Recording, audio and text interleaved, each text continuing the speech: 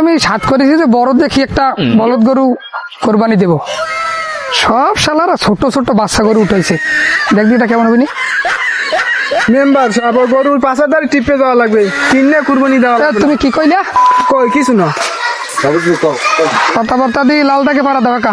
এই দাও, সামনে গরু আছে নি? এই গরুটা দেন, গরুটা মোটামুটি আছে, স্বাস্থ্যবান। গোস্ত ভালো না? তোমার দাম কত গরুর?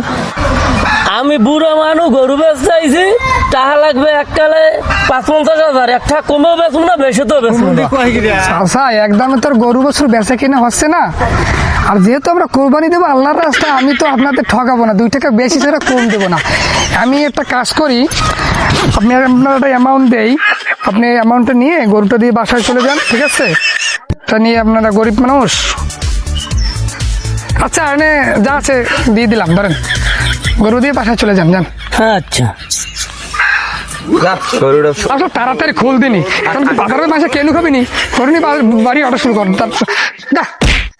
আল্লাহ আল্লাহ, তুমি মেম্বারে বাঁচাই দাও। গরুর দাম ৫-৫০ হাজার টাকা, আমার দিতে ৭০,০০০ টাকা।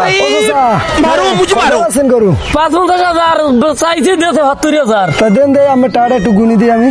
দেখেন গুনা দিয়ে দেখেন দেখি। আরে আল্লাহ চাচা দি সব দিয়ে আমার জালটা। আরে চাচা, আমি কয়েকদিন দেখি ৭০,০০০ মেম্বারে ভালো ভাই গিয়া। আরে সব জালটা চাচা। আর সোমান আল্লাহ, কয়েকদিন দেখি সব জালটা আমি কি দেখি, কোন আমি আল্লাহ কথাবার্তা দেখি আসলেই তো একবার থেকে আমার দেখায় বাড়ি হচ্ছে খুন। আরে মাহবুদ, এদের সন্তানটা আমার ঘর থেকে আমার বাড়ি খুন আছে।